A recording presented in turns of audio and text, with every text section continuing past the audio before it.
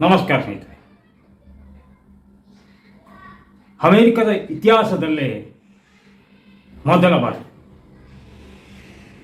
ಬಹುಶಃ ಕಳೆದ 75 ವರ್ಷಗಳಲ್ಲಿ ಇದು ಮೊದಲ ಬಾರಿಗೆ.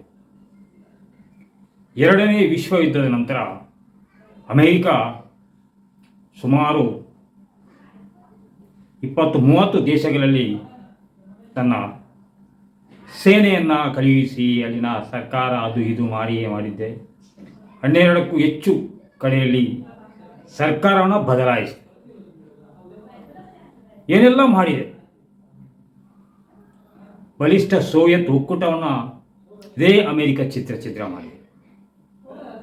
ಇನ್ನೊಂದು ಕಡೆ ಬಲಿಷ್ಠವಾಗಿರುವ ಚೈನಾ ತೈವಾನ್ ಮೇಲೆ ಹತೋಟಿ ಹಕ್ಕು ಸ್ಥಾಪಿಸಿದರೆ ಕೂಡ ಇದೇ ಅಮೆರಿಕ ತಡೆದಿದೆ. ಕಳೆದ 75 ವರ್ಷಗಳಿಂದ ಅಮೆರಿಕ ವಿಶ್ವದ ಸೂಪರ್ ಪವರ್ ಆಗಿತ್ತು. ಈಗಿನ ಪರಿಸ್ಥಿತಿ ನೋಡುವ ಈಗ ಆ ಅಮೆರಿಕ ಇರಾನ್ನ ಮುಂದೆ ಮಂಡಿಯೂರಿದೆ. ಮೊದಲಾಗಿ 48 ಗಂಟೆಗಳ ಒಂದು ಬೆದರಿಕೆ ಹಾಕಿತ್ತು ಟ್ರಂಪ್. ಅನಂತರ ಈಗ 5 ದಿನಗಳ ಒಂದು ತಾತ್ಕಾಲಿಕ ಯುದ್ಧ ವಿರಾಮ ಅಂತ ಹೇಳ್ಬೋದು. ಅಷ್ಟಕ್ಕೂ ಏನಾಯಿತು? ಯಾಕೆ ವಿಶ್ವದ ಸೂಪರ್ ಪವರ್, ವಿಶ್ವದ ಬಲಾಢ್ಯ ಮಿಲಿಟರಿ ಶಕ್ತಿ ಇರುವ ಅಮೇರಿಕ ಇರಾನ್ ಮುಂದೆ ಮಂಡಿರುವಂಥ ಸ್ಥಿತಿ ಯಾಕೆ ಬಂತು?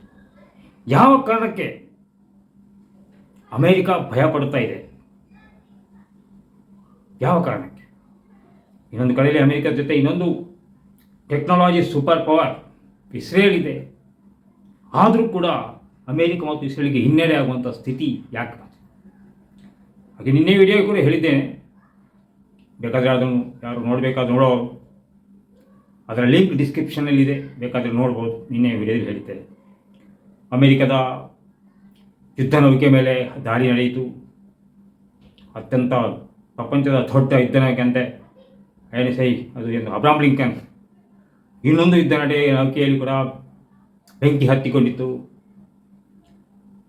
ಗಲ್ಫ್ ಅರಬ್ ಕಂಟ್ರಿಗಳಲ್ಲಿರುವ ಅಮೆರಿಕದ ಯುದ್ಧ ನೆಲೆಗಳ ಮೇಲೆ ಎಲ್ಲಿ ಅಮೆರಿಕದ ಯುದ್ಧ ನೆಲೆಗಳಿತ್ತು ಅಲ್ಲಿ ದಾಳಿ ನಡೆಯಿತು.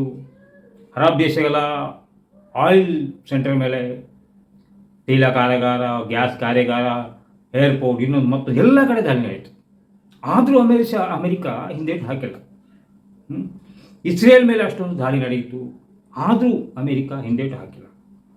ಈಗ ಅಮೆರಿಕ ಹಿಂದೇಟು ಹಾಕಲು ಕಾರಣ ಇದೆ. ಅದಕ್ಕೊಂದು ದೊಡ್ಡ ಬಲವಾದ ಕಾರಣ ಇದೆ. ಇಡೀ ಅಮೆರಿಕದ ಈಗ ಶಕ್ತಿ ಇರುವುದು ಇಂಟರ್ನೆಟ್ನಲ್ಲಿ ಅಲ್ವಾ? ಇಡೀ ಜಗತ್ತು ಈಗ ಇಂಟರ್ನೆಟ್ನ ಕೈಗೊಂಬೆ ಆಗಿ ಇಂಟರ್ನೆಟ್ ಮುಖಾಂತರ ನಡೀತದೆ. ಅಮೆರಿಕದ ಬಳಿ ಎಷ್ಟು ಟೆಕ್ನಾಲಜಿ ಇರ್ಬೋದು, ಯುದ್ಧಮಾನ ಇರ್ಬೋದು, ಇನ್ನೊಂದು ಮತ್ತೊಂದು ಇರ್ಬೋದು, ಅದನ್ನು ನಡೆಸಲಿಕ್ಕೆ ಟೆಕ್ನಾಲಜಿ ಇಂಟರ್ನೆಟ್ ಅಗತ್ಯ ಬೇಕೇ ಬೇಕು ತಾನೆ. ಆ ಇಂಟರ್ನೆಟ್ನ ಬುಡಕ್ಕೆ ಕತ್ತಾಯಿ ಹಾಕಿದರೆ ಹೆಂಗಿದೆ, ಏನು ಹಾಕ್ಬೋದು?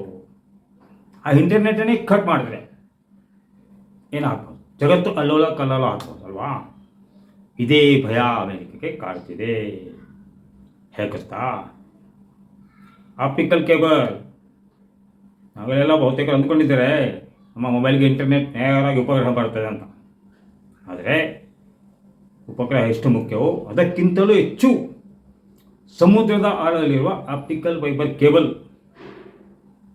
ಒಂದು ಕಡೆಯಿಂದ ಮತ್ತೊಂದು ಕಡೆಗೆ ಡೇಟಾ ಸೆಂಟರ್ಗಳಿಂದ ಮಾಹಿತಿ ರವಾನೆ, ಇಡೀ ಇಂಟರ್ನೆಟ್ನ ನಿರ್ವಹಣೆ ಮಾಡುವ ಈ ಮಾಹಿತಿಗಳ ಪ್ರವಾಹ ಈ ಆಪ್ಟಿಕಲ್ ಕೇಬಲ್ನಲ್ಲಿದೆ. ಇದು ಹಾರ್ಮುಜ್ ಜಲಸಂಧಿಯಲ್ಲಿ ಕೂಡ ಇದೆ. ಹಾಗೆ ರೆಡ್ ಸಿ, ಕೆಂಪು ಸಮುದ್ರದ ಬಳಿ ಕೂಡ ಇದೆ. ಇಲ್ಲಿ ಸಮುದ್ರದ ಆಳ ಸ್ವಲ್ಪ ಕಡಿಮೆ. ಹಾರ್ಮುಜ್ ಜಲಸಂಧಿಯಲ್ಲಿ ಈಗಾಗಲೇ ಇರಾನ್ ಜಲ ಬಾಂಬ್ ಸಮುದ್ರದಡಿಯಲ್ಲಿ ಬಾಂಬ್ಗಳನ್ನ ರೆಡಿ ಮಾಡಿ ಇಟ್ಕೊಂಡಿದೆ. ಹಾಗೆ ರೆಡ್ ಸಿ, ಕೆಂಪು ಸಮುದ್ರದಲ್ಲಿ ಹೂತಿ ಬಂಡುಕೋರರು ಕೂಡ ಏನಾದರೂ ಯುದ್ಧ ಚೋರಾದರೆ ಅಲ್ಲಿರುವ ಕೇಬಲ್ಗಳನ್ನು ಸ್ಫೋಟಿಸಾಗಿ ಬೆದರಿಕೆ ಹಾಕಿದ್ದಾರೆ. ಇರಾನ್ ಇಲ್ಲಿ ಕಡೆ ಹಾರ್ಮುಜ್ ಜಲಸಂಧಿಯಲ್ಲಿರುವ ಆಪ್ಟಿಕಲ್ ಫೈಬರ್ ಕೇಬಲ್ಗಳಿಗೆ ಏನಾದರೂ ಹಾನಿ ಮಾಡಿದರೆ ಇಡೀ ಜಗತ್ತಿನ ಇಂಟರ್ನೆಟ್ ಅಲ್ಲೋಲ ಕಲ್ಲೋಲ ಆಗುತ್ತದೆ. ಅದೇ ಇಂಟರ್ನೆಟ್ ಮುಖಾಂತರ ನಡೆಯುವ ಅಮೆರಿಕದ ಟೆಕ್ನಾಲಜಿಗಳೆಲ್ಲ ಧರಾಶಾಯ ಆಗುತ್ತದೆ. ಅದು ಯುದ್ಧ ಮಾಡೋದು ಹೇಗೆ? ಕಣ್ಣು ಕಟ್ಟಿದಂತೆ ಆಗ್ತದೆ. ಈಗ ತಂತ್ರಜ್ಞಾನದ ಮುಖ ನಡೆಯುತ್ತಿರುವ ಯುದ್ಧ, ಆ ತಂತ್ರಜ್ಞಾನಕ್ಕೆ ಬುಡಕ್ಕೆ ಕೊಡಲಿ ಹಾಕಿದರೆ ಏನಾಗ್ಬೋದು? ಈಗ ಅಮೇರಿಕಕ್ಕೆ ಈ ಭಯ ಕಾಡ್ತಾ ಇದೆ. ಇದಕ್ಕೆ ಈಗ ಏನಾದರೂ ಮಧ್ಯದ ರಸ್ತೆ ಹುಡುಕೋಣ ಅಂತ ಈಗ 5 ದಿನಗಳ ಯುದ್ಧ ವಿರಾಮ ಘೋಷಣೆ ಮಾಡಿದೆ. ಯಾಕೆಂದರೆ ಈಗ ಇರಾನ್ನ ಬಳಿ ಕಲ್ಲಕ್ಕೆ ಅದಕ್ಕೆ ಏನಿಲ್ಲ, ಮಾಡು ಇಲ್ಲವೇ ಮಡಿ ಅನ್ನುವ ಸ್ಥಿತಿಗೆ ಇರಾನ್ ಬಂದು ತಲುಪಿದೆ. ಆಗ ಈಗಿನ ಪರಿಸ್ಥಿತಿಯಲ್ಲಿ ಇರಾನ್ ಹೇಳುವುದೇನೆಂದರೆ, ನಾವಂತೂ ನಾಶ ಆಗುತ್ತೇವೆ, ನಿಮ್ಮನ್ನು ಕೂಡ ನಾಶ ಮಾಡಿಯೇ ಹೋಗುತ್ತೇವೆ ಅಂತ. ಒಂದು ವೇಳೆ ಈ ಆಪ್ಟಿಕಲ್ ಫೈಬರ್ ಕೇಬಲ್ಗಳಿಗೆ ಹಾನಿ ಆದರೆ ಅದನ್ನು ಕೂಡಲೇ ಸರಿಪಡಿಸಲು ಸಾಧ್ಯವಿಲ್ಲ ಆ ಪ್ರದೇಶದಲ್ಲಿ. ಯಾಕೆಂದರೆ ಅಲ್ಲಿ ಆಲ್ರೆಡಿ ಸಮುದ್ರದ ಅಡಿಯಲ್ಲಿ ಬಾಂಬ್ ಸ್ಫೋಟಕಗಳನ್ನು ಇಟ್ಟಿದ್ದಾರೆ. ಯಾವುದು ಎಲ್ಲಿದೆ ಅಂತ ಗೊತ್ತಿಲ್ಲ. ಅದರಲ್ಲಿ ತಜ್ಞರಲ್ಲಿ ಹೋಗ್ತಾರಾ? ತಜ್ಞರು ಅಲ್ಲಿ ಹೋಗಲು ಹಿಂದೇಟು ಹಾಕ್ತಾರೆ. ಅದಲ್ಲ, ಪತ್ತೆ ಹಚ್ಚಿ ರಿಪೇರಿ ಮಾಡಲು ವರ್ಷಗಟ್ಟಲೆ ಹಿಡಿಯಬಹುದು. ಇಡೀ ಜಗತ್ತಿನ ಇಂಟರ್ನೆಟ್ ಡೌನ್ ಆಗ್ಬೋದು. ಅವಾಗೇನಾಗ ಇಂತಹ ಸ್ಥಿತಿ ಬರುತ್ತದೆ ಅನ್ನುವಂತಹ ಭಯ ಅಮೆರಿಕಕ್ಕೆ ಕಾಡುವುದರಿಂದ ಸದ್ಯಕ್ಕೆ ಯುದ್ಧ ವಿರಾಮ ಘೋಷಣೆಯಾಗಿದೆ. ನೋಡೋಣ ಮುಂದಕ್ಕೆ ಏನಾಗ್ತದೆ ಅಂತ. ನಮಸ್ಕಾರ ಸ್ನೇಹಿತರೆ, ಈ ವಿಡಿಯೋ ನೋಡೋದು ಸಬ್ಸ್ಕ್ರೈಬ್ ಬಟನ್ ಒತ್ತಿ, ಲೈಕ್ ಒತ್ತಿ, ಶೇರ್ ಮಾಡಿ, ಪ್ರೋತ್ಸಾಹ.